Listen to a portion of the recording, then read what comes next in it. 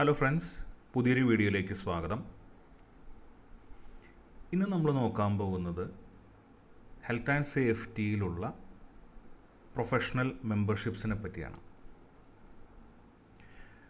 Health and സേഫ്റ്റിയിൽ ഒരുപാട് മെമ്പർഷിപ്പുകളുണ്ട്.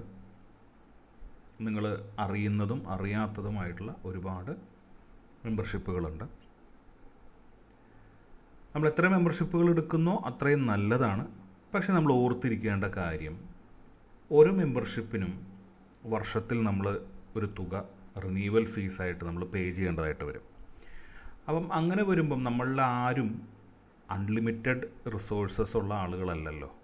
നമ്മളൊരു fixed ആയിട്ടുള്ളൊരു വരുമാനത്തിൽ ജീവിക്കുന്ന ആളുകളാണ്. അപ്പോൾ എല്ലാ വർഷവും നമ്മൾ ഇത്രയും മെമ്പർഷിപ്പുകൾ റിന്യൂവ് ചെയ്യുക എന്ന് പറഞ്ഞാൽ അതൊരു ഭാരിച്ച ഒരു ചിലവായിട്ട് മാറും.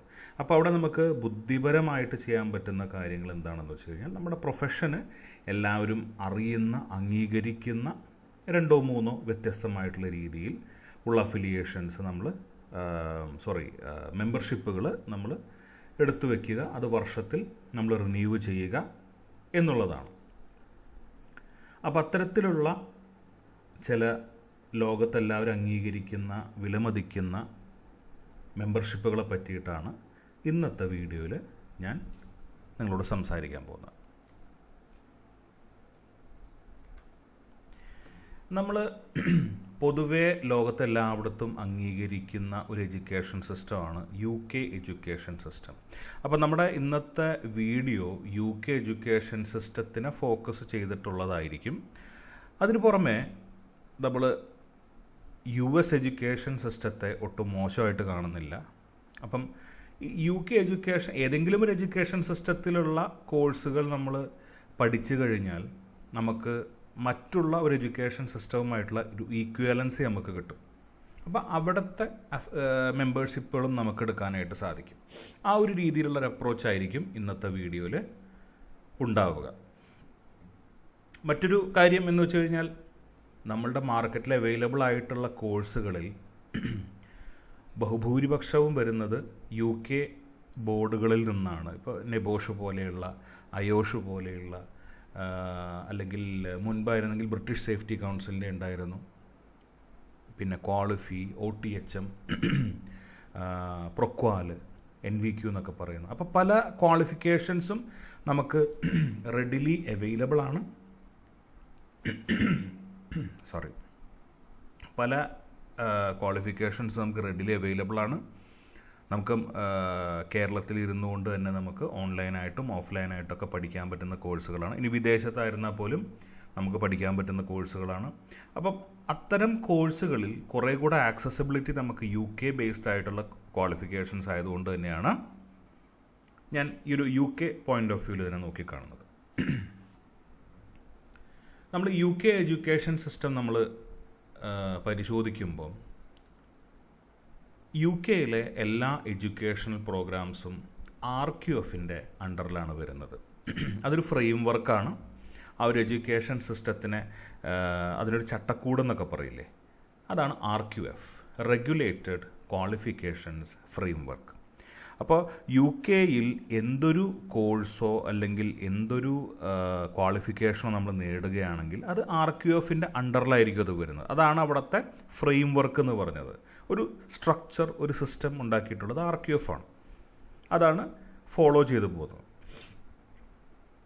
ഈ RQF-ൻ്റെ അണ്ടറിൽ തന്നെയാണ് അവിടുത്തെ ബേസിക് എഡ്യൂക്കേഷൻ സിസ്റ്റമായിട്ടുള്ള, നമ്മളിപ്പോൾ നമ്മുടെ നാട്ടിൽ സ്കൂളിൽ പഠിക്കുന്ന കാലയളവിലുള്ള കോഴ്സുകളും കോളേജ് ലെവലിലേക്ക് പോകുമ്പോഴും അല്ലെങ്കിൽ പ്രൈമറി ലെവലിൽ, പ്രീ പ്രൈമറി ലെവലിലൊക്കെ പഠിക്കുമ്പോൾ അവരുടെ കാര്യങ്ങളും ഈ നമ്മുടെ RQF-ൻ്റെ അകത്താണ് വരുന്നത്.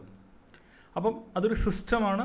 UK-യുടെ അകത്തൊരു നമുക്ക് എന്തൊരു ഒരു ക്വാളിഫിക്കേഷൻ ആണെന്നുണ്ടെങ്കിലും എന്താണെന്നുണ്ടെങ്കിലും നമുക്കൊരു സിസ്റ്റം വേണമല്ലോ.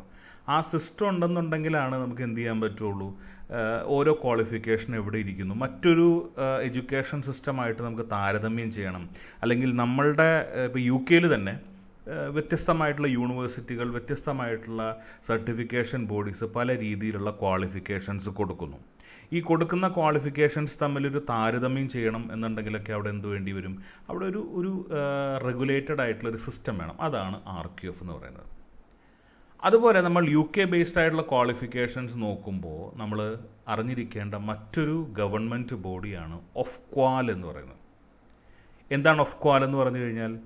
Office of qualifications and examinations regulation. അതായത് RQFൻ്റെ ആ ഫ്രെയിം വർക്കിൽ വരുന്ന കാര്യങ്ങൾ, അതിനകത്ത് വരുന്ന ഓരോ ക്വാളിഫിക്കേഷൻസിനെയും കൈകാര്യം ചെയ്യുന്ന ഗവൺമെൻറ് ബോഡിയാണ് OFQAL എന്ന് പറയുന്നത്.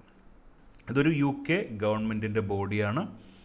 അപ്പോൾ നമ്മൾ പ്രത്യേകം ശ്രദ്ധിക്കേണ്ട ഒരു കാര്യം എന്താണെന്ന് വെച്ചാൽ, നിങ്ങൾ ഒരു കോഴ്സ് പഠിക്കാൻ തീരുമാനിക്കുമ്പോൾ, അപ്പോൾ let it be NEBOSH, IOSH, OTHM, ക്വാളിഫി, NVQ level 6, ഏത് കോഴ്സും ആവട്ടെ, ഈ ഒരു വീഡിയോ എന്ന് പറയുന്ന മെയിനായിട്ട് ലക്ഷ്യം വയ്ക്കുന്നത് ഒരു ഹെൽത്ത് ആൻഡ് സേഫ്റ്റിയിൽ വർക്ക് ചെയ്തുകൊണ്ടിരിക്കുന്ന ആളുകളെയാണ് കേട്ടോ നമ്മൾ ലക്ഷ്യം വെക്കുന്നത്. ഹെൽത്ത് ആൻഡ് സേഫ്റ്റിയിലെ തുടക്കക്കാരും കണ്ടിരിക്കുന്നതിൽ തെറ്റൊന്നുമില്ല. കാരണം കുറച്ച് കഴിയുമ്പം നിങ്ങൾക്ക് ഈ മെമ്പർഷിപ്പുകളെ പറ്റിയും ഹയർ ക്വാളിഫിക്കേഷൻസിനെ പറ്റിയൊക്കെ നമ്മൾ അറിഞ്ഞിരിക്കേണ്ടത് വളരെ ഇമ്പോർട്ടൻ്റ് ആണ്. അപ്പം ഈ നിങ്ങൾ ഏതൊരു കോഴ്സ് പഠിക്കുമ്പോഴും അത് OFQAL റെഗുലേറ്റഡ് ആണോ എന്ന് നമ്മൾ പരിശോധിക്കണം. അതിൻ്റെ കൂടെ തന്നെ നമ്മൾ ശ്രദ്ധിക്കേണ്ട ഒരു കാര്യം എന്താണെന്ന് വെച്ച് കഴിഞ്ഞാൽ, IOSH അക്രഡിറ്റഡ് ആയിട്ടുള്ള കോഴ്സാണോ നിങ്ങൾ പഠിക്കുന്നത് എന്നുള്ളത് നിങ്ങൾ നോക്കണം. അത് IOSHൻ്റെ വെബ്സൈറ്റിൽ പോയി കഴിഞ്ഞാൽ നിങ്ങൾക്കത് ഓപ്പൺ ആണ്, നിങ്ങൾക്കത് നോക്കാം ഏതൊക്കെ ക്വാളിഫിക്കേഷൻസ് ആണ് IOSH അക്രഡിറ്റഡ് ആയിട്ടുള്ളതെന്ന്. എന്തുകൊണ്ടാണ് IOSH അക്രഡിറ്റേഷൻ നോക്കുന്നത്? കാരണം IOSH അക്രഡിറ്റഡ് കോഴ്സ് ആണെങ്കിൽ നിങ്ങൾക്ക് IOSHൻ്റെ മെമ്പർഷിപ്പ് എടുക്കാൻ ഈസി ആയിരിക്കും. ലോകത്തിലെ ഏറ്റവും വലിയ മെമ്പർഷിപ്പ് അവാർഡിംഗ് ബോഡിയാണ് IOSH എന്ന് പറയുന്നത്. ഓക്കെ, ഏറ്റവും ഏറ്റവും ലാർജസ്റ്റ് ആയിട്ടുള്ള മെമ്പർഷിപ്പ് അവാർഡിംഗ് ബോഡിയാണ് IOSH എന്ന് പറയുന്നത്. അതുപോലെ തന്നെ ഹെൽത്ത് ആൻഡ് സേഫ്റ്റിക്ക് ചാർട്ടേഡ് മെമ്പർഷിപ്പ് കൊടുക്കുന്ന ഒരേ ഒരു ഓർഗനൈസേഷനേ ഉള്ളൂ IOSH. അപ്പോൾ ലോകത്തിൽ ഏറ്റവും വിലമതിക്കാനാവാത്ത ഒരു മെമ്പർഷിപ്പ് കൊടുക്കുന്ന ഓർഗനൈസേഷൻ എന്ന് പറയുന്നത് IOSH ആണ്. ഓക്കെ, അപ്പം IOSH അക്രഡിറ്റഡ് ആണോ എന്ന് നോക്കണം. അതുപോലെ OFQAL റെഗുലേറ്റഡ് ആണോ എന്ന് നോക്കണം. OFQAL റെഗുലേറ്റഡ് ആണെന്നുണ്ടെങ്കിൽ എന്താ ബെനിഫിറ്റ് എന്താണ്? അതൊരു പ്രോപ്പർ എഡ്യൂക്കേഷൻ സിസ്റ്റത്തിൻ്റെ അണ്ടറിൽ വരുന്ന ഒരു കോഴ്സാണ്.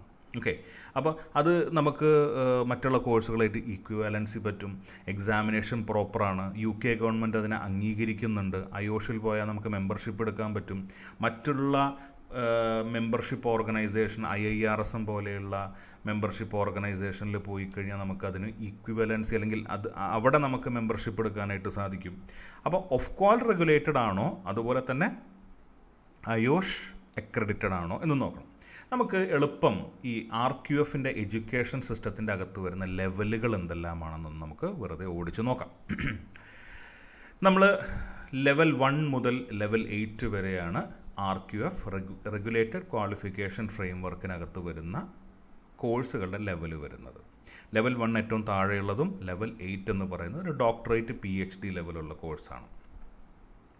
ഫോർ റെഫറൻസ് ഞാൻ പറയുകയാണ്, നമ്മുടെ ഈ നിങ്ങൾക്കറിയാവുന്ന നെബോഷ് IGC എന്ന് പറയുന്നത് ഒരു ലെവൽ 3 ക്വാളിഫിക്കേഷനാണ്, ഒരു വൊക്കേഷണൽ സർട്ടിഫിക്കറ്റാണ്.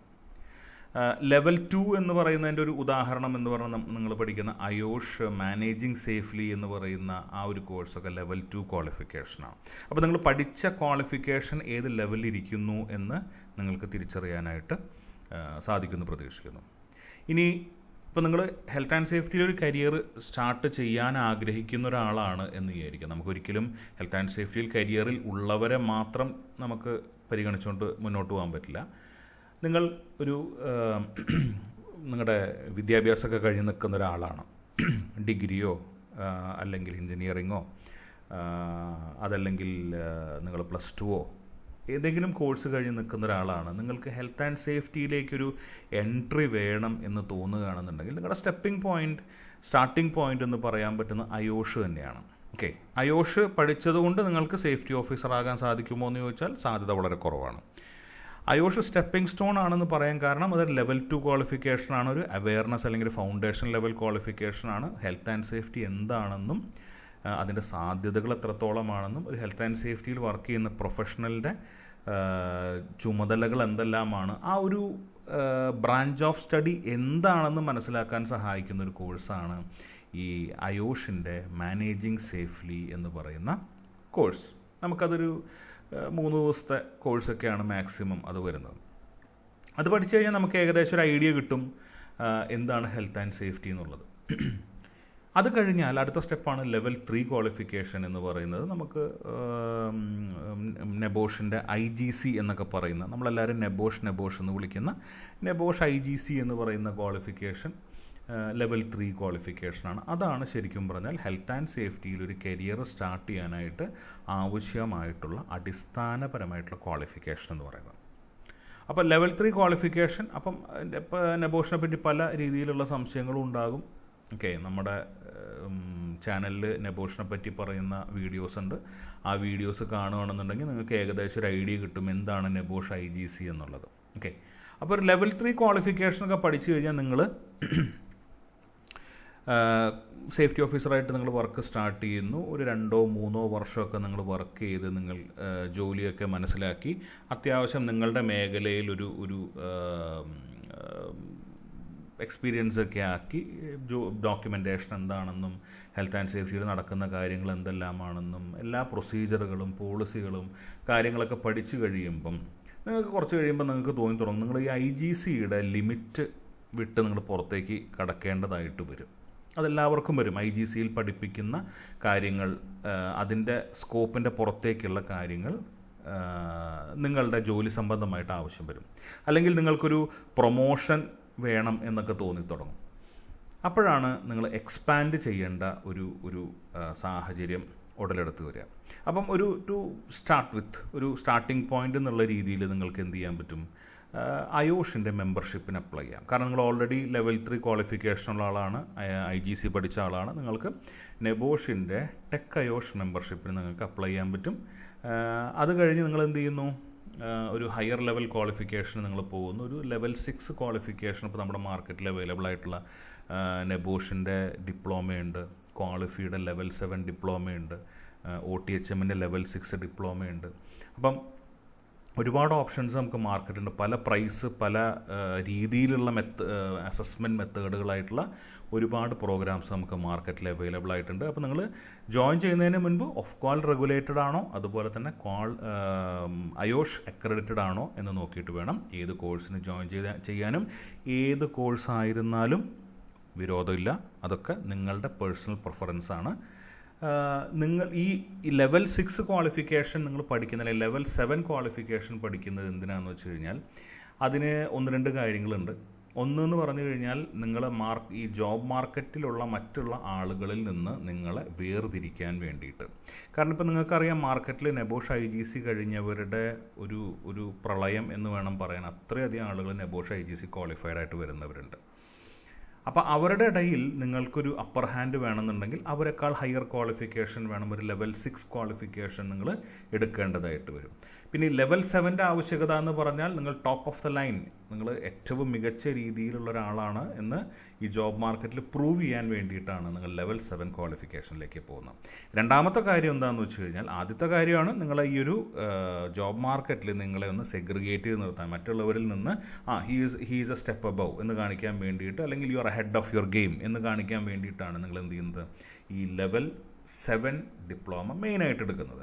ലെവൽ 6 എന്ന് പറഞ്ഞാൽ just to prove that you are a professional, you are serious about health and safety നിങ്ങളൊരു സീരിയസ് പ്രൊഫഷനായിട്ട് കാണുന്നു, നിങ്ങൾ നിങ്ങളുടെ കരിയർ മുന്നോട്ട് കൊണ്ടുപോകാൻ ആഗ്രഹിക്കുന്നു, നിങ്ങളൊരു പ്രൊഫഷണലായി മാറിക്കൊണ്ടിരിക്കുന്നു, പ്രൂവ് ചെയ്യാൻ വേണ്ടിയാണ് ലെവൽ 6 ഡിപ്ലോമയൊക്കെ നമ്മൾ ചെയ്യുന്നത്.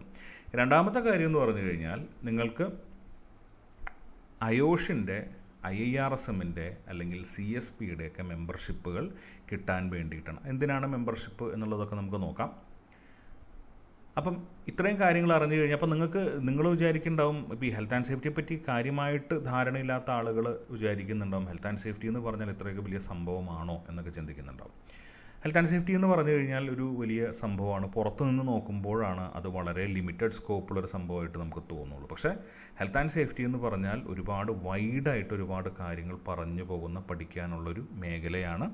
ഒരുപാട് ഓപ്പർച്യൂണിറ്റീസ്, നിങ്ങൾ ആ കരിയറിൽ നിങ്ങൾ ആ പാഷൻ കൊണ്ട് നടക്കുകയാണ്, പുതിയ കാര്യങ്ങൾ പഠിക്കാനുള്ള ആ ഒരു ത്വര നിങ്ങൾ കാത്തു സൂക്ഷിക്കുകയാണെന്നുണ്ടെങ്കിൽ നിങ്ങൾക്ക് ഹെൽത്ത് ആൻഡ് സേഫ്റ്റിയിൽ നിങ്ങൾക്ക് ഒരുപാട് ഉയരങ്ങൾ കീഴടക്കാനായിട്ട് സാധിക്കും. നമ്മളതൊരു തൊഴിൽ മാത്രമായിട്ട് അല്ലെങ്കിൽ ഗൾഫിലേക്ക് പോകാനുള്ളൊരു മാർഗം അല്ലെങ്കിൽ വിദേശ രാജ്യത്ത് പോയി ജോലിക്കുള്ളൊരു മാർഗം എന്ന് മാത്രമായിട്ട് നമ്മളതിനെ കാണുമ്പോഴാണ് നമ്മൾ ഉദ്ദേശിക്കുന്ന രീതിയിലുള്ള ഗുണം അതിന് ഇല്ലാതിരിക്കുക. ഓക്കെ, അപ്പോൾ അത് നമ്മൾ പ്രത്യേകം ശ്രദ്ധിക്കേണ്ട കാര്യമാണ്. കരിയറിൽ എക്സൽ ചെയ്യണമെന്നുണ്ടെങ്കിൽ നമ്മൾ എപ്പോഴും അപ് ടു ഡേറ്റ് ആയിരിക്കണം. നമ്മുടെ നോളജ്, നമ്മുടെ സ്കിൽസ് എപ്പോഴും നമ്മൾ പോളിഷ് ചെയ്തുകൊണ്ടിരിക്കണം. അപ്പോൾ നിങ്ങൾക്ക് എളുപ്പത്തിൽ മനസ്സിലാക്കാൻ പറ്റുന്ന ഒരു ഉദാഹരണം എന്ന് പറഞ്ഞു കഴിഞ്ഞാൽ, ഒരു ഡോക്ടറെ സംബന്ധിച്ചിടത്തോളം, ഒരു എഞ്ചിനീയറെ സംബന്ധിച്ചിടത്തോളം അയാളുടെ സ്കില്ലുകൾ പോളിഷ് ചെയ്തുകൊണ്ടിരിക്കണം, പുതിയ പുതിയ കോഴ്സുകൾ പഠിച്ചുകൊണ്ടിരിക്കണം, അപ് ടു ഡേറ്റ് ആയിട്ടിരിക്കണം. എന്നാൽ മാത്രമാണ് അയാൾക്ക് ഇൻഡസ്ട്രിയിൽ റെലവൻ്റ് ആയിട്ട് നിലനിന്ന് പോകാൻ പറ്റുള്ളൂ. അല്ലെങ്കിൽ നമ്മുടെ മലയാളത്തിൽ പറയുന്ന പോലെ എന്ത് പറ്റും, കാലഹരണപ്പെട്ടു പോകും. ഓക്കെ, ഇനി നമ്മൾ പ്രധാനമായിട്ടും എല്ലാവരും തിരിച്ചറിയുന്ന അല്ലെങ്കിൽ വാല്യൂ കൊടുക്കുന്ന മെമ്പർഷിപ്പ് ഓർഗനൈസേഷൻസ് അല്ലെങ്കിൽ മെമ്പർഷിപ്പ് ബോഡീസാണ് അയോഷ്, IIRSM, BCSP, ASSP, അതുപോലെ BCRSP. നമ്മളിവിടെ ഇന്ന് മെയിനായിട്ട് ആദ്യമുള്ള 3 ബോഡീസിനെ നമ്മൾ കവർ ചെയ്യുന്നുള്ളൂ. അയോഷും IIRSM-ഉം BCSP-യും ഇത് തന്നെ ധാരാളമാണ്. ഈ 3 ഓർഗനൈസേഷൻ്റെ മെമ്പർഷിപ്പുകൾ നിങ്ങൾ എടുത്താൽ തന്നെ നിങ്ങൾ പ്രൂവ് ചെയ്യാണ്. ആക്ച്വലി ഈ മെമ്പർഷിപ്പ് കൊണ്ട് നമ്മൾ ഇത്രയും പൈസയും കൊടുത്തിട്ട് നമുക്ക് അപ്രോക്സിമേറ്റ്ലി വർഷത്തിൽ റിന്യൂവൽ ഫീ ആയിട്ട് നമ്മൾ ഒരു 15,000-നും 20,000-നും ഇടയിലുള്ള ഒരു എമൗണ്ട് നമ്മൾ വർഷത്തിൽ കൊടുത്ത് ഇത് പുതുക്കുമ്പോൾ അതിനെന്താണ് ബെനിഫിറ്റ് എന്ന് പറഞ്ഞു കഴിഞ്ഞാൽ, നമ്മൾ ഈ ഒരു മേഖലയിൽ ജോലി ചെയ്യുന്ന ഒരാൾ എന്നുള്ള രീതിയിൽ നമ്മൾ നമ്മുടെ സ്കില്ലുകൾ പോളിഷ് ചെയ്യുന്നുണ്ട്, നമ്മളുടെ നോളജ് വർദ്ധിപ്പിക്കുന്നുണ്ട്, ഇൻഡസ്ട്രിക്ക് റെലവൻ്റായിട്ട് ഇൻഡസ്ട്രി മാറുന്നതിനനുസരിച്ച് ഒപ്പം നമ്മളും മാറുന്നുണ്ട് എന്ന് തെളിയിക്കാനായിട്ടുള്ള സംഭവങ്ങളാണ് ഈ മെമ്പർഷിപ്പുകൾ എന്ന് പറയുന്നത്. അതിലുപരി നമുക്ക് ഈ മെമ്പർഷിപ്പ് ഉണ്ടെങ്കിൽ നമ്മുടെ പേരിൻ്റെ കൂടെ നമുക്ക് ഡെസിഗ്നേറ്ററി ലെറ്റേഴ്സ് വെക്കാൻ പറ്റും. ഓക്കെ, ഒരു ഡോക്ടർ അയാളുടെ പേരിൻ്റെ തുടക്കത്തിൽ ഡോക്ടർ എന്ന് വെച്ചിട്ട് അയാളുടെ ഫെല്ലോഷിപ്പുകളും മറ്റുമൊക്കെ അയാളുടെ പേരിന് ശേഷം അയാൾ വെക്കുന്ന നമ്മൾ കാണാറുണ്ട്. അതായത് ചില ഡോക്ടേഴ്സ് FRCS എന്നൊക്കെ പറഞ്ഞിട്ട് അവരുടെ പേരിന് ശേഷം നിങ്ങൾ ഒരു ഡോക്ടറെ കാണാനിരിക്കുമ്പോഴൊക്കെ കാണാം. എന്താ FRCS എന്ന് പറഞ്ഞാൽ ഫെല്ലോഷിപ്പാണത്. ഓക്കെ, റോയൽ കോളേജ് ഓഫ് സർജറിന്നോ മറ്റെന്താണെന്ന് തോന്നുന്നു, എനിക്ക് ഓർമ്മയില്ല. ഫെല്ലോഷിപ്പാണത്. അയാൾ അവിടുത്തെ ആ ഒരു റോയൽ കോളേജ് ഓഫ് സർജറിയിലെ ഫെല്ലോയാണ്. ഫെല്ലോ എന്ന് പറഞ്ഞു കഴിഞ്ഞാൽ വളരെയധികം വിലമതിക്കുന്ന ഒരു ടൈറ്റിലാണ് ഫെല്ലോ എന്ന് പറഞ്ഞു കഴിഞ്ഞാൽ. അയാൾ അവിടെ റിസർച്ചും കാര്യങ്ങളൊക്കെ ചെയ്ത് അയാളുടെ നോളജും സ്കില്ലും ഒക്കെ അവിടെ ഡെമോൺസ്ട്രേറ്റ് ചെയ്ത് ഇൻ്റർനാഷണൽ ലെവലിൽ, റോയൽ കോളേജ് ഇരിക്കുന്നത് യുകെയിലാണെന്നാണ് എൻ്റെ ഓർമ്മ, അവിടുത്തെ ഫെല്ലോ ആവുക എന്ന് പറഞ്ഞാൽ റിസർച്ച് ഫെല്ലോ ആവുക, അത്രയും അയാൾ അക്കാഡമിക്കലി റിസർച്ച് വൈസൊക്കെ അത്രയും മുന്നിട്ട് നിൽക്കുന്നു എന്നാണ് അയാളുടെ ടൈറ്റിൽ സൂചിപ്പിക്കുന്നത്, ആ ഡെസിഗ്നേറ്ററി ലെറ്റേഴ്സ് സൂചിപ്പിക്കുന്നത്. അതുപോലെ ഹെൽത്ത് ആൻഡ് സേഫ്റ്റി പ്രൊഫഷണൽസിനും അവരുടെ പേരിന് ശേഷം ചില ഡെസിഗ്നേറ്ററി ലെറ്റേഴ്സ് വെക്കാൻ സാധിക്കും. ചാർട്ടേഡ് മെമ്പർഷിപ്പിൻ്റെയും ഫെല്ലോഷിപ്പിൻ്റെയും മെമ്പർഷിപ്പിൻ്റെയും ഒക്കെ അങ്ങനെയൊക്കെ വെക്കാൻ പറ്റും. അത് നമുക്ക് എന്ത് സൂചിപ്പിക്കുന്നു, ഒരു ഡോക്ടർക്ക് ഇതുപോലെ ഈ ഒരു അയാളുടെ പ്രൊഫഷണലി അയാളുള്ള ആ ഒരു ലെവൽ സൂചിപ്പിക്കുന്നത് പോലെ തന്നെ ഒരു ഹെൽത്ത് ആൻഡ് സേഫ്റ്റി പ്രൊഫഷണൽ എത്ര മികച്ചതാണെന്ന് സൂചിപ്പിക്കാനായിട്ട് ഡിനോട്ട് ചെയ്യുന്ന ഉപയോഗിക്കുന്ന ചില ഡെസിഗ്നേറ്ററി ലെറ്റേഴ്സാണ്. അതിലേക്ക് നമുക്ക് കടക്കാം. ആദ്യം നമ്മൾ നോക്കാൻ പോകുന്നത് അയോഷിൻ്റെ മെമ്പർഷിപ്പ് ലെവലുകളാണ്. അയോഷ് എന്ന് പറഞ്ഞാൽ എന്താ, institution of occupational safety and health. ഇത് പരിചയമില്ലാത്തവർക്ക് വേണ്ടിയിട്ടാണ് ഞാൻ പറയുന്നത്. ഈ ഫീൽഡിലുള്ളവർക്കാണെങ്കിൽ സുപരിചിതമായിട്ടുള്ള ഒരു പേരാണ് അയോഷ് എന്ന് പറയുന്നത്.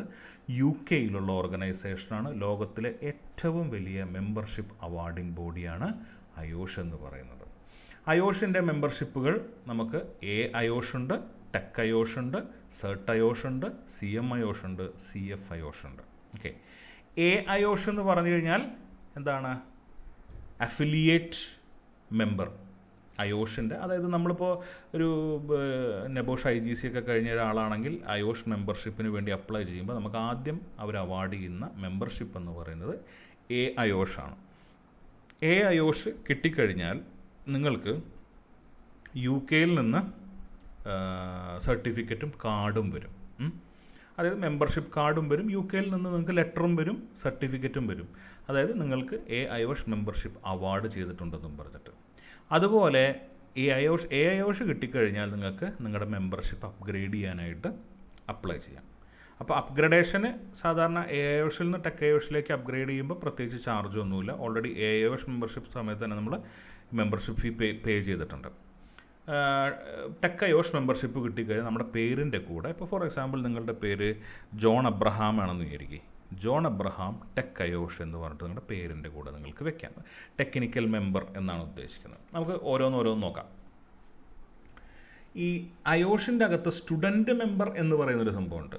അതായത് നിങ്ങൾ IOSH അക്രഡിറ്റഡ് ആയിട്ടുള്ള ഏതെങ്കിലും HSC കോഴ്സുകൾ പഠിക്കുകയാണെന്നുണ്ടെങ്കിൽ ആ കാലയളവിൽ നിങ്ങൾക്ക് ഒരു സ്റ്റുഡൻറ്റ് മെമ്പർ എന്നുള്ള രീതിയിൽ നിങ്ങൾക്ക് അപ്ലൈ ചെയ്യാം. സാധാരണഗതിയിൽ ആരും അങ്ങനെ അപ്ലൈ ചെയ്യാറില്ല, അതിൻ്റെ ആവശ്യമില്ല. കാരണം നമ്മൾ ഒരു IGC ഒക്കെ കഴിഞ്ഞാൽ നമുക്ക് അഫിലിയേറ്റ് മെമ്പറിന് അപ്ലൈ ചെയ്യാം. അത് കഴിഞ്ഞാൽ നമുക്ക് എന്ത് ചെയ്യാം, IGCയുടെ സർട്ടിഫിക്കറ്റ് കിട്ടിക്കഴിഞ്ഞാൽ നമുക്ക് ടെക്നിക്കൽ മെമ്പർ ആവാനായിട്ടുള്ള അതിൻ്റെ അപ്ഗ്രഡേഷന് വേണ്ടിയിട്ടുള്ള മെയിൽ അയക്കാം, അവർ അപ്ഗ്രേഡ് ചെയ്ത് തരും. പിന്നെ എന്താണതിന് മാനദണ്ഡം? ഒരു ടെക്നിക്കൽ മെമ്പർ ആവാനായിട്ടുള്ള മാനദണ്ഡം എന്ന് പറഞ്ഞു കഴിഞ്ഞാൽ NEBOSH IGC പോലുള്ളൊരു ക്വാളിഫിക്കേഷനുള്ള ആളായിരിക്കണം. അതായത് ഏതെങ്കിലും ലെവൽ 3 ക്വാളിഫിക്കേഷൻ, ഒത്തിരി ലെവൽ 3 ക്വാളിഫിക്കേഷൻ നമ്മുടെ മാർക്കറ്റിൽ അവൈലബിൾ ആണ്. ഏത് ബോഡിയുടെ ആയാലും NEBOSHൻ്റെ തന്നെ വേണമെന്നൊരു നിർബന്ധമില്ല. എല്ലാവരും NEBOSH ഭയങ്കര സംഭവമായിട്ട് കൊണ്ടു നടക്കുന്ന കാരണം കൊണ്ട് എല്ലാവരും NEBOSH എടുത്തിട്ട് വേണം എടുക്കാൻ എന്ന് പറയും. പക്ഷേ NEBOSHൻ്റെ തന്നെ വേണം നിർബന്ധമൊന്നുമില്ല. ഏതൊരു കോഴ്സ് നിങ്ങൾ പഠിക്കുകയാണെന്നുണ്ടെങ്കിലും അതിൽ ശ്രദ്ധിക്കേണ്ട രണ്ട് കാര്യങ്ങളാണ്. ഒന്ന്, ഓഫ് ക്വാൽ റെഗുലേറ്റഡ് ആണോ എന്നുള്ളതും, അത് ഓഫ് ക്വാലിൻ്റെ സൈറ്റിൽ പോയി നിങ്ങൾക്ക് ചെക്ക് ചെയ്യാം. രണ്ടാമത്തത് നിങ്ങൾ ചെക്ക് ചെയ്യേണ്ടത് IOSH അക്രഡിറ്റഡ് ആണോ. IOSH അക്രഡിറ്റഡ് ആണെന്നുണ്ടെങ്കിലാണ് നിങ്ങൾക്ക് എളുപ്പത്തിൽ അപ്ലൈ ചെയ്ത ഉടനെ തന്നെ നിങ്ങൾക്കത് അപ്രൂവൽ ആവുള്ളൂ. അല്ലെങ്കിൽ പിന്നെ നിങ്ങൾ പ്രൂവ് ചെയ്ത് അതിൻ്റെ പുറകെ കുറച്ച് കാര്യങ്ങൾ സമയം പിടിക്കും. അപ്പോൾ IOSH അക്രഡിറ്റഡ് ആണോ, ഓഫ് ക്വാൽ റെഗുലേറ്റഡ് ആണോ എന്ന് നോക്കുക. 1 year വർക്ക് എക്സ്പീരിയൻസ് വേണം. നിങ്ങളുടെ CV അല്ലെങ്കിൽ നിങ്ങളുടെ ആപ്ലിക്കേഷനകത്ത് നിങ്ങൾക്ക് മെൻഷൻ ചെയ്യേണ്ടി വരും. പിന്നെ നിങ്ങൾ അപ്ലൈ ചെയ്യുന്ന സമയത്ത് CPD മെയിൻറ്റെയിൻ ചെയ്തില്ലെങ്കിലും റിന്യൂ ചെയ്യുന്ന വർഷത്തിൽ ഇത് റിന്യൂ ചെയ്യണം. റിന്യൂ ചെയ്യുന്ന സമയത്ത് CPD മെയിൻറ്റെയിൻ ചെയ്യണം. CPD എന്താണെന്നുള്ളത് ഈ ഒരു സെഷൻ്റെ ടുവേർഡ്സ് ദ എൻഡ് ഞാൻ നിങ്ങൾക്ക് പറഞ്ഞുതരാം. അടുത്ത നമ്മൾ നോക്കാൻ പോകുന്നത് CERT-IOSH. മുൻകാലങ്ങളിൽ അതിനെ GRAD-IOSH എന്നാണ് അറിയപ്പെട്ടിരുന്നത്, ഗ്രാജുവേറ്റ് മെമ്പർ ഓഫ് IOSH. ആ പേര് അവരിപ്പം മാറ്റി GRAD-IOSH എന്നുള്ളത് CERT-IOSH എന്നായി. ഗ്രാജുവേറ്റ് മെമ്പർ ഓഫ് IOSH എന്നുള്ളത് അവർ മാറ്റിയിട്ട് സർട്ടിഫൈഡ് മെമ്പർ ഓഫ് IOSH എന്നാക്കി. ഇപ്പം ഈ ഒരു കോഴ്സ് ഈ ഒരു മെമ്പർഷിപ്പ് ആർക്ക് വേണ്ടിയിട്ടുള്ളതാണ്? അതായത് ഹെൽത്ത് ആൻഡ് സേഫ്റ്റിയിൽ വർക്ക് ചെയ്ത് കുറച്ച് എക്സ്പീരിയൻസ് ഒക്കെ ആയ ഒരാളാണെന്ന് വിചാരിക്കും. നിങ്ങൾ നേരത്തെ ഞാൻ പറഞ്ഞ പോലെ തന്നെ IGC ഒക്കെ കഴിഞ്ഞ് ഒരു 2, 3, 4 വർഷം നിങ്ങൾ ജോലി ചെയ്ത് കഴിഞ്ഞപ്പോൾ നിങ്ങൾ പഠിച്ച ക്വാളിഫിക്കേഷന് ഔട്ട്ഗ്രോ ചെയ്യാൻ തുടങ്ങിയെന്ന് തോന്നുകയാണ് നിങ്ങൾക്ക്. നിങ്ങളുടെ ആ ക്വാളിഫിക്കേഷൻ നിങ്ങൾ ചെയ്യുന്ന ജോലിക്ക് അനുയോജ്യമല്ല, നിങ്ങൾക്കിനി ഒരു സ്റ്റെപ്പ് മുകളിലേക്ക് കയറണം, ഒരു സീനിയർ ഹെൽത്ത് ആൻഡ് സേഫ്റ്റി റോളിലേക്ക് കയറണം, ഒരു ഹെൽത്ത് ആൻഡ് സേഫ്റ്റിയിൽ ഒരു സൂപ്പർവൈസറി റോളോ അല്ലെങ്കിൽ ഒരു അസിസ്റ്റൻറ്റ് മാനേജർ റോളിലേക്കൊക്കെ നിങ്ങൾക്ക് അപ്ഗ്രേഡ് ചെയ്യണമെന്നാണ് ആഗ്രഹം എന്നുണ്ടെങ്കിൽ നിങ്ങൾ എന്ത് ചെയ്യുന്നു? നിങ്ങൾ ഒരു ലെവൽ 6 ക്വാളിഫിക്കേഷൻ പഠിക്കുന്നു, അല്ലെങ്കിൽ ഒരു ലെവൽ 7 ക്വാളിഫിക്കേഷൻ പഠിക്കുന്നു. നിങ്ങൾ അത്രയും എക്സ്പീരിയൻസ് ഉള്ള ഒരാളാണ് എന്നുണ്ടെങ്കിൽ നിങ്ങൾക്ക് ലെവൽ 7 ക്വാളിഫിക്കേഷൻ അതിൻ്റെ പ്രീ റിക്വസിറ്റ്സ് മീറ്റ് ചെയ്യണമെന്നുണ്ടെങ്കിൽ നിങ്ങൾക്ക് പഠിക്കാം. പല ടൈപ്പ് ഓഫ് ലെവൽ 6 ക്വാളിഫിക്കേഷൻസ് നമുക്ക് മാർക്കറ്റിൽ അവൈലബിൾ ആണ്. NEBOSHൻ്റെ international diploma in OHSM professionals എന്ന് പറയുന്ന കോഴ്സ് അവൈലബിൾ ആണ്. എല്ലാ കോഴ്സിനും അതിൻ്റേതായിട്ടുള്ള ലാഭനഷ്ടങ്ങളും റിസ്ക് ഫാക്ടേഴ്സും ഉണ്ട്. ഇതിൽ ഏത് ലെവൽ 6 ക്വാളിഫിക്കേഷൻ പഠിച്ചാലും നിങ്ങൾ ഉദ്ദേശിക്കുന്ന കാര്യങ്ങൾ നിങ്ങൾക്ക് നേടാനായിട്ട് സാധിക്കും. അതായത് തന്നെ നിങ്ങൾ മനസ്സിലാക്കണം. NEBOSH എന്നൊരു ബ്രാൻഡ് നെയിം മാത്രം നിങ്ങൾ നോക്കി പോവുകയാണെങ്കിൽ എന്ത് പറ്റുമെന്ന് വിചാരിച്ചു കഴിഞ്ഞാൽ എക്സ്പെൻസീവാണ്. ഇത് റെപ്യൂട്ടേഷൻ ഉണ്ട് എന്നുള്ളത് തർക്കമില്ലാത്ത കാര്യമാണ്. മാർക്കറ്റിൽ നല്ല രീതിയിൽ റെപ്യൂട്ടേഷനുള്ള സംഭവമാണ് NEBOSH എന്ന് പറയുന്നത്. ഇപ്പോൾ അതിന് എന്ത് സംഭവിക്കുന്നു എന്നുള്ളത് നിങ്ങൾ മാർക്കറ്റിലൊന്ന് സർവേ ചെയ്തിട്ട് ജോയിൻ ചെയ്യുന്നതായിരിക്കും നല്ലത്. എക്സാമിനേഷൻ രീതിയൊക്കെ മാറിയതിന് ശേഷം മാറ്റങ്ങളൊക്കെ വന്നു തുടങ്ങിയിട്ടുണ്ട്. ഓക്കെ, ഞാൻ വേറെ ഒന്നും കൊണ്ട് ഉദ്ദേശിച്ച് പറഞ്ഞതല്ല, കാരണം ഞാൻ റിയലിസ്റ്റിക്കായിട്ട് നിങ്ങളോട് സംസാരിക്കുകയാണ്. അപ്പം നെബോഷ് എന്ന് പറയുന്നത് ഒരു ബ്രാൻഡ് നെയിം ആയതുകൊണ്ടാണ് ഇപ്പോഴും ആളുകൾ അതിൻ്റെ പുറകെ പോകുന്നത്. വേറെ നമുക്ക് ഒരുപാട് പ്രോഗ്രാംസ് നമുക്ക് അവൈലബിൾ ആണ്. NVQ ലെവൽ 6 ഡിപ്ലോമ അവൈലബിൾ ആണ്. ക്വാളിഫി ലെവൽ 7 ഇൻ്റർനാഷണൽ ഡിപ്ലോമ അവൈലബിൾ ആണ്. OTHMൻ്റെ ലെവൽ 6ഉം ലെവൽ 7 ഡിപ്ലോമ അവൈലബിൾ ആണ്. ഇതൊക്കെ ഓൾട്ടർനേറ്റ് ആയിട്ടുള്ള സർട്ടിഫയിങ് ബോഡീസാണ് ഇതൊക്കെ. നെബോഷ് കൂടാതെയുള്ളതാണ് ക്വാളിഫി, OTHM, അതുപോലെ തന്നെ NVQ കൊടുക്കുന്ന പ്രൊക്വാല് പോലെയുള്ള ഓർഗനൈസേഷൻസ്. അപ്പം ഞാൻ നേരത്തെ പറഞ്ഞ ആ 2 ബെനിഫിറ്റുകളും നമുക്കിതിൽ ഏത് കോഴ്സ് പഠിച്ചാലുണ്ട്. ഏത് കോഴ്സ് എടുത്താലും OFQAL റെഗുലേറ്റഡ് ആണ്, അയോഷ് അക്രഡിറ്റഡ് ആണ്. നിങ്ങൾക്ക് ഗ്രാഡ് അയോഷ് അല്ലെങ്കിൽ സെർട്ട് അയോഷ് മെമ്പർഷിപ്പ് നിങ്ങൾക്ക് കിട്ടും. നിങ്ങളുടെ ജോബിൽ നിങ്ങളൊരു ലെവൽ 6 ക്വാളിഫിക്കേഷൻ ഉള്ള ഒരാളാണ് എന്ന് നിങ്ങൾക്ക് അവിടെ പ്രൂവ് ചെയ്യാൻ പറ്റും. നിങ്ങൾ പ്രൊഫഷണൽ സീരിയസ് ആണെന്ന് നിങ്ങൾക്ക് പ്രൂവ് ചെയ്യാൻ പറ്റും. അപ്പം ഇതിലേത് പഠിച്ചാലും നിങ്ങൾക്ക് എന്ത് ചെയ്യാൻ പറ്റും? ഈ സെർട്ട് അയോഷ് മെമ്പർഷിപ്പിന് അപ്ലൈ ചെയ്യാൻ പറ്റും. അയോഷ് അക്രഡിറ്റഡ് കോഴ്സ് ആണെന്നുണ്ടെങ്കിൽ നിങ്ങൾക്ക് ഉടനടി നിങ്ങൾക്ക് സെർട്ട് അയോഷ് മെമ്പർഷിപ്പ് കിട്ടും. ഓക്കെ, അടുത്ത CM അയോഷ് ആണ്. CM അയോഷ് എന്ന് പറഞ്ഞാൽ എന്താണ്? ചാർട്ടേഡ് മെമ്പറാണ്. ചാർട്ടേഡ് മെമ്പർ എന്ന് പറഞ്ഞാൽ ലെവൽ മാറി. ഓക്കെ, നമ്മുടെ നാട്ടിൽ ചാർട്ടേഡ് അക്കൗണ്ടൻസ് എന്ന് പറഞ്ഞ ഒരു ഗ്രൂപ്പ് ഓഫ് ആളുകൾ നമ്മൾ കണ്ടിട്ടില്ലേ? എത്ര ബുദ്ധിമുട്ടിയിട്ടാണ് അവർ ആ ഒരു എക്സാമൊക്കെ എഴുതി കോഴ്സൊക്കെ പഠിച്ച് ചാർട്ടേഡ് അക്കൗണ്ടൻസ് ആകുന്നത്. അപ്പോൾ ചാർട്ടേഡ് എന്ന് പറഞ്ഞു കഴിഞ്ഞാൽ it is A distinguished thing. അതായത് നിങ്ങൾ മറ്റുള്ളവരിൽ നിന്ന് വ്യത്യസ്തനാണ്. നിങ്ങൾ ചെയ്യുന്ന ജോലിയുമായി ബന്ധപ്പെട്ടിട്ടുള്ള പ്രൊഫഷണൽ, അതുപോലെ തന്നെ സ്കിൽ റിലേറ്റഡ് ആയിട്ട്, അതുപോലെ തന്നെ ഡെവലപ്മെൻറ്റ് റിലേറ്റഡ് ആയിട്ടുള്ള, എത്തിക്കൽ റിലേറ്റഡ് ആയിട്ടുള്ള എല്ലാ കാര്യങ്ങളും നിങ്ങൾ മീറ്റ് ചെയ്യുന്നു. ഈ ഒരു പഠനശാഖയിലെ ഒരു പ്രമാണിയാണ് നിങ്ങൾ. നമ്മുടെ നാട്ടിലെ പച്ച മലയാളത്തിൽ പറയുകയാണെന്നുണ്ടെങ്കിൽ നിങ്ങളൊരു പ്രമാണിയാണ്. ഹെൽത്ത് ആൻഡ് സേഫ്റ്റിയിൽ ഒരു പ്രമാണിയായിട്ടുള്ള ഒരാളാണ് നിങ്ങൾ. എല്ലാം കൊണ്ടും ഹെൽത്ത് ആൻഡ് സേഫ്റ്റിയിൽ സകലകലാ വല്ലഭനാണ് നിങ്ങൾ എന്ന് തെളിയിക്കുന്ന ഒരു ടൈറ്റിലാണ് CM അയോഷ് എന്ന് പറയുന്നത്. നമ്മൾ അറിഞ്ഞിരിക്കേണ്ട കാര്യം, ഒരു ചാർട്ടേഡ് മെമ്പർഷിപ്പ് കൊടുക്കുന്ന ഒരു ഹെൽത്ത് ആൻഡ് സേഫ്റ്റി ഓർഗനൈസേഷൻ എന്ന് പറഞ്ഞാൽ ലോകത്തിൽ അയോഷ് മാത്രമേ ഉള്ളൂ. ഓക്കെ, അപ്പം നിങ്ങൾക്ക് ഈ CM അയോഷ് കിട്ടുകയാണെന്നുണ്ടെങ്കിൽ നിങ്ങളുടെ പേരിൻ്റെ കൂടെ CM അയോഷ് എന്ന് വെക്കാം. ഒരാളുടെ പേരിൻ്റെ കൂടെ CM അയോഷ് കണ്ടാൽ ഹെൽത്ത് ആൻഡ് സേഫ്റ്റിയിലുള്ള ഒരാളെ സംബന്ധിച്ചിടത്തോളം അതുണ്ടാക്കുന്ന ഇമ്പാക്റ്റ് വളരെ വലുതാണ്.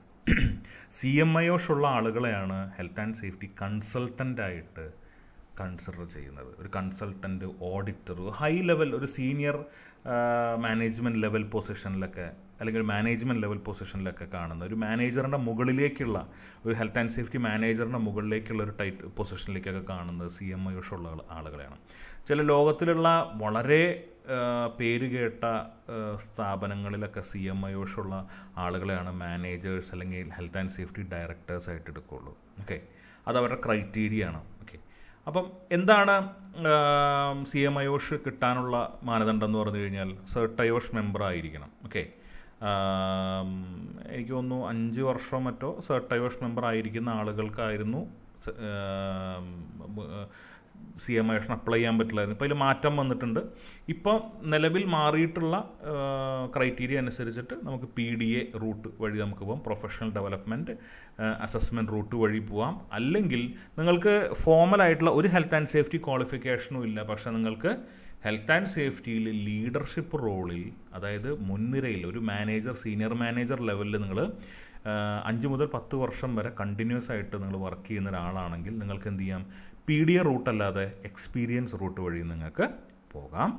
ഇതിന് രണ്ടിനായിരുന്നാലും നിങ്ങൾക്ക് അയോഷിൻ്റെ എത്തിക്കൽ പ്രാക്ടീസ് അത് നിങ്ങൾക്ക് ക്ലിയർ ചെയ്യണം. അതുപോലെ തന്നെ ലേണിംഗ് ഉണ്ടാവും, അതിൻ്റെ ഒരു അസസ്മെൻറ്റും ഉണ്ടാവും. ഇത് ക്ലിയർ ചെയ്യണം. എക്സാം ക്ലിയർ ചെയ്താലാണ് നിങ്ങൾക്ക് CM അയോഷ് കിട്ടുക. അടുത്തത് CF അയോഷ്, ചാർട്ടേഡ് ഫെല്ലോ. ഞാൻ ഈ സെഷൻ തുടങ്ങിയ സമയത്ത് ഞാൻ പറഞ്ഞു, ഒരു ഡോക്ടറെ സംബന്ധിച്ചിടത്തോളം FRCS ഉള്ളൊരു ഡോക്ടർ എന്ന് പറയുന്നു അല്ലേ, ഫെല്ലോഷിപ്പാണ് അല്ലേ. ഫെല്ലോഷിപ്പ് എന്ന് പറഞ്ഞാൽ അത്രയും ഹൈ ലെവലായിട്ടുള്ള ആളാണ് അയാൾ. അതിൻ്റെ അവസാന വാക്ക് എന്നൊക്കെ പറയാൻ പറ്റുന്ന ആളുകളാണ് CF അയോഷ്. അപ്പോൾ നമ്മൾ ലോകത്തിൽ മൊത്തം നമ്മൾ നോക്കിക്കഴിഞ്ഞാൽ CM അയോഷ് ഉള്ള ആളുകളുടെ എണ്ണം വളരെ കുറവാണ്. CF അയോഷ് ഉള്ള ആളുകളുടെയോ അതിനേക്കാൾ വളരെ കുറവാണ്. വളരെ കുറവ് CF അയോഷ് ഹോൾഡേഴ്സ് മാത്രമാണ് ലോകത്തിലുള്ളത്. അത്രയും ഹൈ ലെവലിലുള്ള ആളുകൾക്കാണ് ചാർട്ടേഡ് ഫെല്ലോഷിപ്പ് കിട്ടുള്ളൂ. ഓക്കെ, നിങ്ങളൊരു CMIOSH മെമ്പറായിട്ട് 5 വർഷമെങ്കിലും നിങ്ങൾ ഇരുന്നിരിക്കണം. അതുപോലെ തന്നെ ഹെൽത്ത് ആൻഡ് സേഫ്റ്റിയിൽ സീനിയർ ലീഡർഷിപ്പിൽ ഒരു senior director of health and safety എന്നുള്ളൊരു റോളിലൊക്കെ നിങ്ങൾ 5 വർഷമെങ്കിലും എക്സ്പീരിയൻസ് ഉണ്ടാവണം. പിന്നെ അതുപോലെ തന്നെ IOSHൻ്റെ ethical practice in occupational safety and health ലേണിങ്ങും അസസ്മെൻറ്റും നിങ്ങൾ കംപ്ലീറ്റ് ചെയ്യണം. ഇതാണ് CFIOSH കിട്ടാനുള്ള ക്രൈറ്റീരിയ. അടുത്തതായിട്ട് നമ്മൾ നോക്കാൻ പോകുന്നത് IIRSM ആണ്. IIRSM UK ബേസ്ഡ് ആയിട്ടുള്ള റെപ്യൂട്ടഡ് ആയിട്ടുള്ള ഒരു മെമ്പർഷിപ്പ് അവാർഡിംഗ് ബോഡിയാണ്. International institute of risk and safety management എന്നാണ് അതിൻ്റെ പേര്. നമുക്ക് IIRSMൽ നമുക്ക് ആദ്യം ജോയിൻ ചെയ്യാൻ പറ്റുന്നത് അസോസിയേറ്റ് മെമ്പറായിട്ടാണ്. ഓക്കെ, അസോസിയേറ്റ് മെമ്പറായിട്ട് നമ്മൾ ജോയിൻ ചെയ്യാം. നമുക്ക് അസോസിയേറ്റ് മെമ്പറായിട്ട് ജോയിൻ ചെയ്യണമെങ്കിൽ എന്ത് വേണം? ഒരു ലെവൽ 3 ക്വാളിഫിക്കേഷൻ എങ്കിലും നമുക്ക് വേണം. ഓക്കെ, അല്ലെങ്കിൽ 2 വർഷം റെലവൻ്റ് എക്സ്പീരിയൻസ് വേണം. 2 വർഷമെങ്കിലും നമുക്ക് ഹെൽത്ത് ആൻഡ് സേഫ്റ്റിയിൽ ഒരു സേഫ്റ്റി ഓഫീസറായിട്ടൊക്കെ വർക്ക് ചെയ്യുന്ന രീതിയിലുള്ളൊരു എക്സ്പീരിയൻസ് നമുക്ക് വേണം.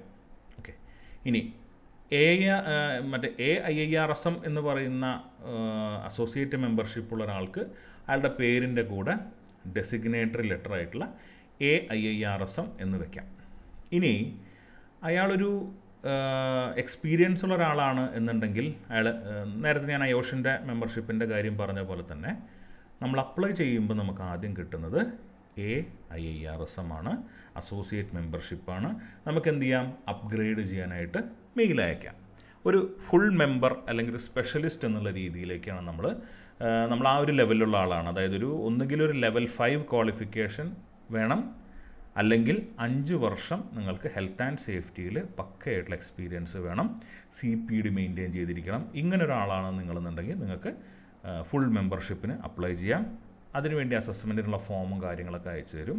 അത് ഫില്ല് ചെയ്ത് അയച്ചു കൊടുത്തു കഴിഞ്ഞാൽ കുറച്ച് ദിവസങ്ങൾക്കുള്ളിൽ നിങ്ങൾക്ക് റിപ്ലൈ വരും. IIRSMൻ്റെയും മെമ്പർഷിപ്പിന് നിങ്ങൾക്ക് ലെറ്റർ അയച്ചു തരും, കാർഡ് അയച്ചു തരും. ഓക്കെ, പിന്നെയാണ് IIRSMൻ്റെ ടോപ്പ് ലെവൽ മെമ്പർഷിപ്പാണ് FIIRSM ഫെല്ലോഷിപ്പ്. നേരത്തെ പറഞ്ഞ പോലെ ഒരു ലെവൽ 6 ക്വാളിഫിക്കേഷൻ IDIPO OTHMO ക്വാളിഫിയോ അല്ലെങ്കിൽ NVQO ഏതെങ്കിലും ഒരു ലെവൽ 6 ക്വാളിഫിക്കേഷൻ വേണം. 9 വർഷമെങ്കിലും സീനിയർ റോളിൽ എക്സ്പീരിയൻസ് വേണം. ഒരു സീനിയർ മാനേജറോ അല്ലെങ്കിൽ ഡയറക്ടറോ ആ ഒരു റോളിലൊക്കെ ഹെൽത്ത് ആൻഡ് സേഫ്റ്റിയിൽ ജോലി ചെയ്ത ആളുകൾക്കാണ് ഫെല്ലോഷിപ്പിന് അപ്ലൈ ചെയ്യാനായിട്ട് സാധിക്കുന്നത്. അടുത്തതായിട്ട് നമ്മൾ നോക്കാൻ പോകുന്നത് BCSP ആണ്. അപ്പോൾ ഇതുവരെ നമ്മൾ നോക്കിയത് UK ബേസ്ഡ് ആയിട്ടുള്ള മെമ്പർഷിപ്പ് ഓർഗനൈസേഷൻസ് ആണ് നമ്മൾ നോക്കിയത്.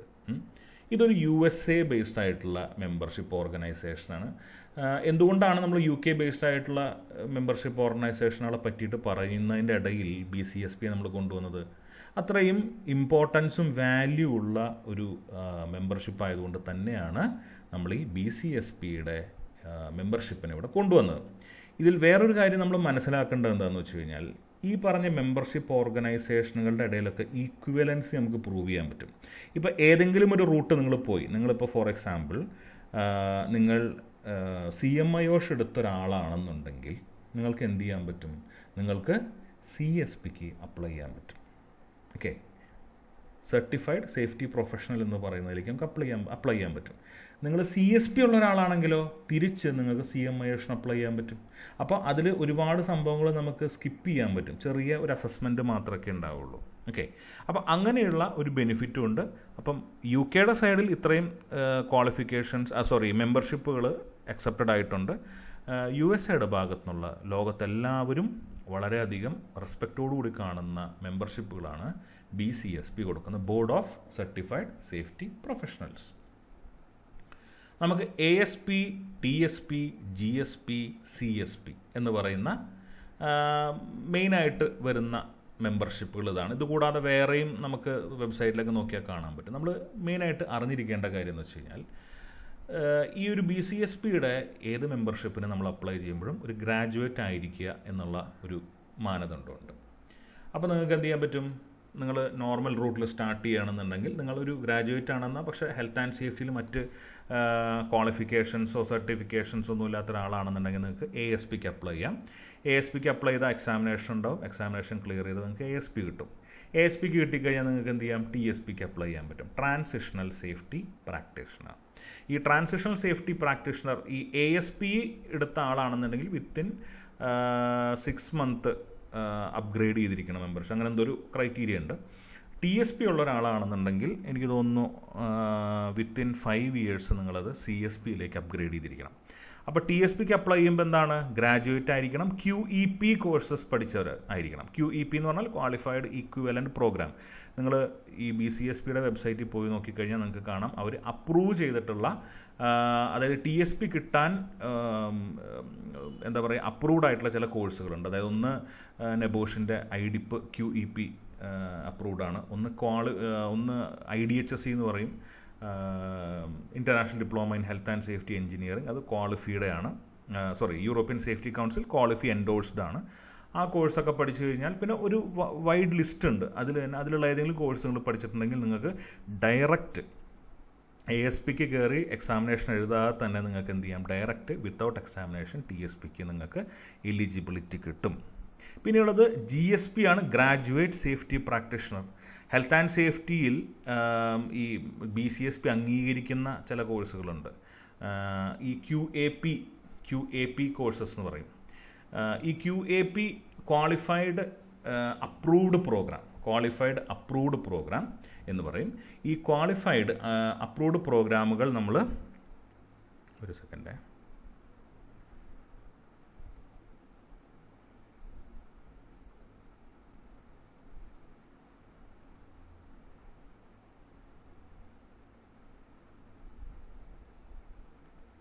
ഓക്കെ. ക്വാളിഫൈഡ് അപ്രൂവ്ഡ് പ്രോഗ്രാംസ്, ഈ ക്വാളിഫൈഡ് അപ്രൂവ്ഡ് പ്രോഗ്രാംസ് പഠിച്ച ആളുകൾക്ക് GSP എടുക്കാം, GSPയിൽ നിന്ന് നമുക്ക് CSPയിലേക്ക് മാറാം. ഇനി CSP എന്ന് പറഞ്ഞാൽ അത്രയും വാല്യൂ ഉള്ള ക്വാളിഫിക്കേഷനാണ്, അത്യാവശ്യം നല്ല രീതിയിൽ ടഫുമാണ്, വാസ്റ്റ് സബ്ജക്റ്റാണ്. ഈ വാസ്റ്റ് സബ്ജക്റ്റ് നമ്മൾ കുറഞ്ഞ സമയം കൊണ്ട് പഠിച്ചെടുത്തിട്ട് ഒരു മൾട്ടിപ്പിൾ ചോയ്സ് ബേസ്ഡ് ആയിട്ടുള്ള എക്സാമിനേഷനാണ്. നമ്മൾ വെബ് ക്യാമിൻ്റെ ഫ്രണ്ടിലിരുന്നു കൊണ്ട് നമ്മൾ എഴുതേണ്ട ഒരു എക്സാമിനേഷനാണ്. അപ്പോൾ ഒരു CSPക്ക് നിങ്ങൾ അപ്പിയർ ചെയ്യണമെന്നുണ്ടെങ്കിൽ അല്ലെങ്കിൽ രജിസ്റ്റർ ചെയ്യണമെന്നുണ്ടെങ്കിൽ ക്രൈറ്റീരിയ എന്താ, ഗ്രാജുവേറ്റ് ആയിരിക്കണം, ലെവൽ 6 അല്ലെങ്കിൽ ലെവൽ 7 ലെവലിലുള്ള ഡിപ്ലോമ വേണം, 4 years health and safety experience വേണം.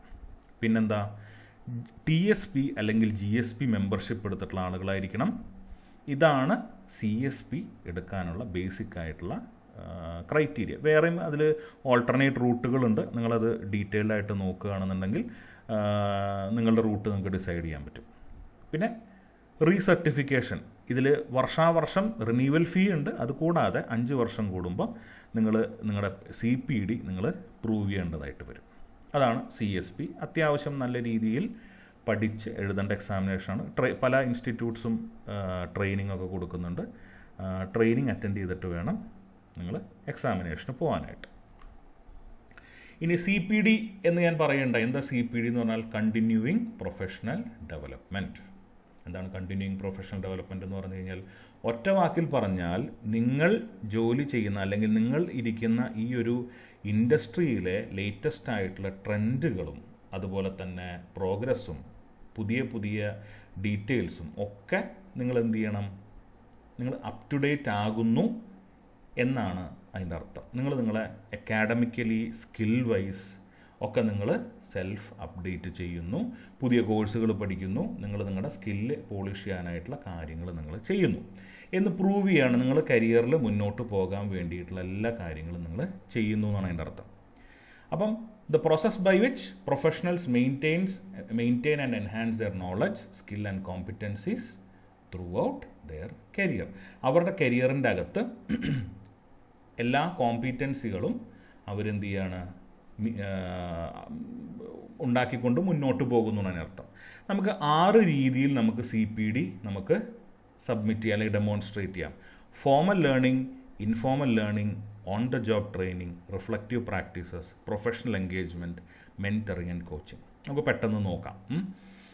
ഫോമൽ ലേണിംഗ് എന്ന് പറഞ്ഞു കഴിഞ്ഞാൽ അക്രഡിറ്റഡ് ആയിട്ടുള്ള കോഴ്സസ്. ഇപ്പം നമ്മൾ ഏത് ബോഡിയാണോ, ഇപ്പം അയോഷ് ആണെങ്കിൽ അയോഷിൻ്റെ അക്രഡിറ്റഡ് കോഴ്സുകൾ പഠിക്കുക. ഹെൽത്ത് ആൻഡ് സേഫ്റ്റിയുമായി ബന്ധപ്പെട്ട വർക്ക്ഷോപ്പുകൾ അറ്റൻഡ് ചെയ്യുക, അങ്ങനെയുള്ള കാര്യങ്ങൾ, സെമിനാറുകൾ അറ്റൻഡ് ചെയ്യുക, അങ്ങനെയുള്ള കാര്യങ്ങളൊക്കെ നമ്മൾ എന്ത് ചെയ്യുക, ആ ഹെൽത്ത് ആൻഡ് സേഫ്റ്റിയുമായി ബന്ധപ്പെട്ടിട്ട് നമ്മൾ ചെയ്യുക.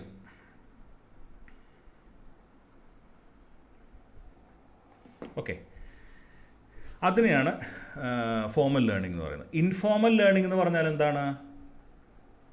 ബുക്കുകൾ വായിക്കുക, സെൽഫ് ഡെവലപ്മെൻറ്റിന് വേണ്ടി നമ്മൾ സെൽഫായിട്ട് ചെയ്യുന്ന കാര്യങ്ങൾ, ജേണലുകൾ ഉണ്ടാക്കുക, ഓൺലൈൻ റിസോഴ്സുകൾ നമ്മൾ റെഫർ ചെയ്യുക, നമ്മൾ എന്ത് ചെയ്യുക, നമ്മൾ സെൽഫ് ഡെവലപ്പ് ചെയ്യാൻ വേണ്ടി ചെയ്യുന്ന കാര്യങ്ങൾ ഇൻഫോമൽ ലേണിംഗ് എന്ന് പറയും. ഇനി ഓൺ ദ ജോബ് ലേണിംഗ് എന്ന് പറഞ്ഞാൽ നമ്മൾ സ്ഥാപനത്തിൽ വർക്ക് ചെയ്യുകയാണ്, ആ വർക്ക് ചെയ്യുന്ന സ്ഥാപനത്തിൽ പുതിയ സ്കില്ലുകളും നോളജുകളും നമ്മൾ എന്ത് ചെയ്യുക, ഡെവലപ്പ് ചെയ്തുകൊണ്ടിരിക്കുക. പുതിയ ഒരു പ്രൊമോഷൻ കിട്ടി, ഒരു പുതിയൊരു അസൈൻമെൻറ്റ് നമുക്ക് കിട്ടി. ഇതൊക്കെ എന്താണ്? ഓൺ ദ ജോബ് ലേണിങ്ങിൻ്റെ എക്സാമ്പിൾസാണ്. റിഫ്ലക്റ്റീവ് പ്രാക്ടീസസ് എന്ന് പറഞ്ഞാൽ നമ്മൾ ജേണലുകൾ എഴുതുക, റിപ്പോർട്ടുകൾ എഴുതുക, നമ്മൾ എന്താണ് കേസ് സ്റ്റഡീസ് നടത്തുക, അതിനൊക്കെയാണ് റിഫ്ലക്റ്റീവ് പ്രാക്ടീസസ് എന്ന് പറയുക. പ്രൊഫഷണൽ എൻഗേജ്മെൻറ്റ് എന്ന് പറഞ്ഞാൽ നമ്മുടെ സർക്കിളിൽ പെട്ട ആളുകളെ നമ്മൾ എന്ത് ചെയ്യുന്നു, പിയേഴ്സ് എന്ന് പറയാം, നമ്മുടെ അതേ ഇൻഡസ്ട്രിയിൽ വർക്ക് ചെയ്യുന്ന ആളുകളായിട്ട് ഡിസ്കഷനിൽ ഏർപ്പെടുക, എൻഗേജ് ചെയ്യുക, നമ്മൾ ആർട്ടിക്കിൾ പബ്ലിഷ് ചെയ്യുക, പ്രസൻറ്റേഷൻസ് നടത്തുക, ട്രെയിനിങ് പ്രോഗ്രാംസ് നടത്തുക, വെബിനാഴ്സ് നടത്തുക, ഇതൊക്കെ എന്താണ്? പ്രൊഫഷണൽ എൻഗേജ്മെൻറ്റിൻ്റെ ഉദാഹരണങ്ങളാണ്. ഇനി മെൻറ്ററിങ് ആൻഡ് കോച്ചിങ്, ഒരാളെ നമ്മൾ ഹെൽത്ത് ആൻഡ് സേഫ്റ്റിയിലേക്ക് നമ്മൾ കൈപിടിച്ചുയർത്തി ആളെ പഠിപ്പിച്ച് നമ്മൾ അയാളെ ഡെവലപ്പ് ചെയ്ത് കൊണ്ടുവരുന്നതിന് മെൻറ്ററിങ് എന്ന് പറയും. അതല്ല, നമ്മൾ ഒരു മെൻറ്ററിൻ്റെ കീഴിൽ പോയിട്ട് നമ്മൾ പഠിക്കുകയാണെന്നുണ്ടെങ്കിൽ അതും ഈ ഒരു മെൻറ്ററിങ്ങിൻ്റെ അണ്ടറിൽ വരും. ഇതിലോരോ ഡിഫറെൻറ്റ് ടൈപ്സ് ഓഫ് CPD മെത്തേഡിനും ഓരോന്നിനും ഡിഫറെൻറ്റ് ക്രെഡിറ്റ് പോയിൻറ്റ്സ് ഉണ്ട്, CPD പോയിൻറ്റ്സ് ഉണ്ട്. അപ്പോൾ ഓരോ മെമ്പർഷിപ്പ് ഓർഗനൈസേഷനും വർഷത്തിൽ ഇത്ര CPD പോയിൻറ്റ്സ് വേണം എന്നുള്ള ഒരു ക്രൈറ്റീരിയ വെച്ചിട്ടുണ്ട്. ആ ക്രൈറ്റീരിയ മീറ്റ് ചെയ്യാനായിട്ടുള്ള രീതിയിൽ പ്ലാൻ ചെയ്ത് നിങ്ങൾ ഈ ആക്ടിവിറ്റീസ് ചെയ്യുക, എവിഡൻസ് അപ്ലോഡ് ചെയ്യുക. അത് പല ഓർഗനൈസേഷനും ഓൺലൈനിലുണ്ടാവും, ഓഫ്ലൈനായിട്ടുണ്ടാവും, അതൊക്കെ ഡിപ്പെൻസ്. അത് നിങ്ങൾ അപ്ലോഡ് ചെയ്ത് കഴിഞ്ഞാൽ നിങ്ങളുടെ CPD പാർട്ട് കംപ്ലീറ്റ് ആയി. അപ്പം അതിൽ പറഞ്ഞ പോലെ തന്നെ CMIOS ആണെങ്കിൽ വർഷത്തിൽ 30 മണിക്കൂർ എങ്കിലും CPD ഉണ്ടായിരിക്കണം എന്നുള്ള മാനദണ്ഡങ്ങളുണ്ട്, അത് മീറ്റ് ചെയ്യുക. അപ്പോൾ ഇതാണ് ഇന്നത്തെ വീഡിയോ. നിങ്ങൾക്ക് ഉപകാരപ്രദമായി എന്ന് വിശ്വസിക്കട്ടെ. ഈ വീഡിയോ ഇഷ്ടപ്പെട്ടെങ്കിൽ ലൈക്ക് ചെയ്യുക, ഷെയർ ചെയ്യുക, നമ്മുടെ ചാനലിൽ സബ്സ്ക്രൈബ് ചെയ്യുക. പുതിയൊരു വീഡിയോ ആയിട്ട് നിങ്ങൾക്ക് ഇൻഫോർമേറ്റീവ് ആയിട്ടുള്ള ടോപ്പിക്കായിട്ട് ഞാൻ വീണ്ടും വരാം. അതുവരെ താങ്ക് യു ആൻഡ് ബൈ.